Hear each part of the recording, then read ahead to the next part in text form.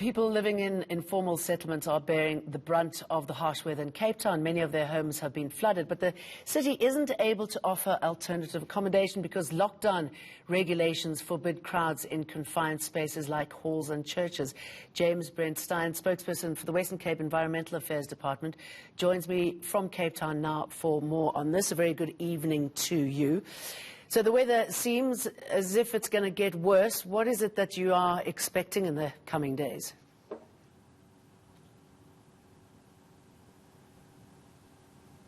Hi, good evening, Jane. Yeah, we've had a long week, a very wet week, and certainly the conditions are expected to continue until at least Sunday, when we should see some respite for some time to come, we hope. That we can finish with the mopping up and cleaning up following the storms we've had this week. So very cold, very wet for at least another 2 days. And you've issued a warning about some of the flooded dams and rivers, the amount of water that you are seeing and the danger that it can pose to people.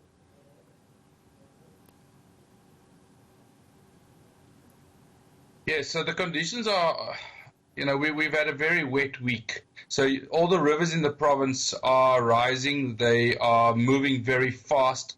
So outside the city of Cape Town, we are urging people to stay away from the rivers. People in close proximity to rivers are it's very dangerous. Fast-moving water. You don't know what might be within the water.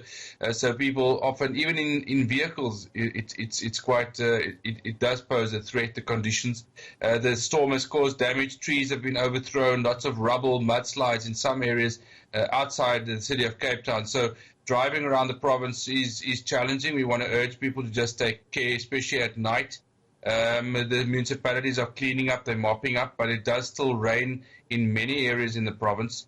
The conditions are difficult. We're just urging caution and patience at the moment. Within the city of Cape Town, of course, the challenge is the localized flooding within the low-lying communities, many of them vulnerable communities, and this is an ongoing challenge. We had a good day today in terms of the weather, and not a lot of rain, but certainly the rain expected to set in again at 5 o'clock on Saturday morning. So we do expect the conditions to remain challenging tomorrow and to further exacerbate the prevailing challenges in the areas that we've already identified. I mean, it's such a problem, isn't it, because of COVID and the fact that you can't help people by taking them from their homes if many of their homes are underwater and putting them into halls, because that just doesn't work.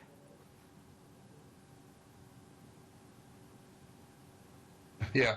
It's really a disaster upon a disaster at the moment. The city believing that the COVID risk is the greater risk at the moment. Putting people into confined spaces is posing a greater risk at the moment. So that's the city's reasoning behind the decision based on the COVID regulations at the moment. This is, of course, very challenging. There are communities that are really struggling, being hit quite hard.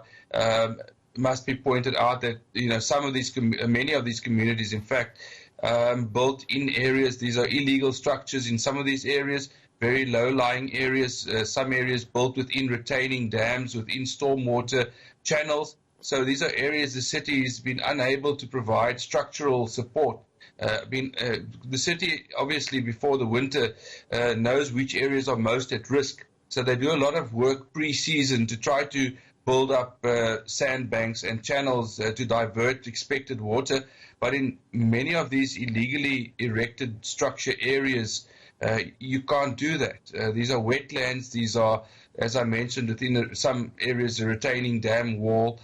You can't make physical changes in those areas. So this is a massive challenge. We've got to understand the city of Cape Town has seen in the past 15 to 20 years gone from about 2 million people to about 6 million people. So there's massive challenges, and especially in the winter. All right, James, thanks for sharing your experience and your warnings for the coming days. Thank you.